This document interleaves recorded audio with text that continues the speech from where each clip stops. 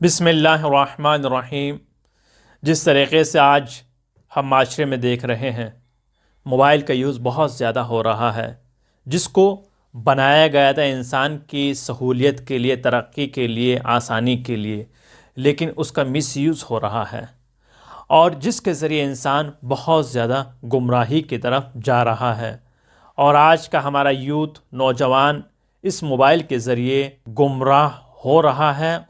جس کے ذریعے رشتے ختم ہو رہے ہیں، احوال پرسی ختم ہو رہی ہے، قوم، قبیلے، خانوادے میں، فیملی میں پیار محبت کم ہوتا جا رہا ہے۔ اس کی وجہ موبائل ہے، چونکہ انسان دن اور رات موبائل میں لگا رہتا ہے، اور اس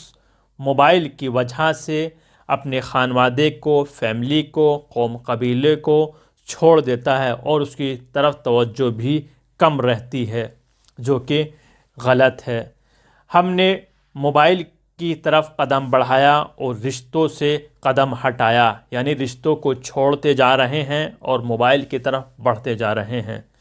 یہ حالت صرف جوانوں کی نہیں ہے، بڑوں کی نہیں ہے، بلکہ بچوں کی حالت اس سے بدتر ہوتی جا رہی ہے، اور اس کی وجہ صرف والدین ہیں اور ہمارے گھر کے بڑے ہیں، جو بچوں کو موبائل دے دیتے ہیں اور بعد میں کہتے ہیں کہ ہمارے بچے کو غلط عادت پڑ گئی ہے، موبائل نہیں چھوڑتا ہے۔ جب تک اس کو موبائل نہ دیا جائے وہ کھانا نہیں کھاتا ہے، جب تک اس کو موبائل نہ دیا جائے وہ اسکول کا ہوم ورک نہیں کیا جاتا ہے۔ لیکن یہاں پر اسکول والے بھی اس میں شامل ہیں، جو بچوں کو موبائل کی عادت ڈال رہے ہیں۔ موبائل کی عادت کس طریقے سے ڈال رہے ہیں؟ بچوں کو جو ہوم ورک دیا جا رہا ہے، جو 5 سال کا بچہ ہے وہ بھی موبائل کے ذریعے ہی اسکول والے ہوم ورک ان کو دے رہے ہیں، اور یہ ایک عادت جو ڈالی جا رہی ہے، اس میں اسکول والے بھی شامل ہیں۔ اسکول کا بہت بڑا اس میں رول ہے،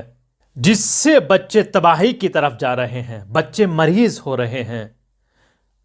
تو اس چیز کو کس طریقے سے ہمیں ختم کرنا ہے، اس کے لیے ایک شیڈیول اسکول والوں کو بھی بنانا ہوگا اور والدین کو بھی بنانا ہوگا، تاکہ ہم اپنے بچوں کو موبائل سے دور رکھیں۔ آپ دیکھیں، جنہوں نے موبائل بنایا ان کے بچے موبائل یوز نہیں کرتے ہیں، جنہوں نے موبائل بنایا ان کے اسکول والے بچوں کو موبائل میں ہوم ورک نہیں دیتے ہیں۔ تعجب کی بات ہے، جو بنانے والے ہیں، جو ایجاد کرنے والے ہیں، وہ اس سے پرہیز کر رہے ہیں، لیکن آپ لوگوں کو اس میں ڈال کر چھوڑ دیا ہے کہ آپ اس میں گمراہ ہوتے رہیں اور اپنے بچوں کو بھی گمراہ کرتے رہیں۔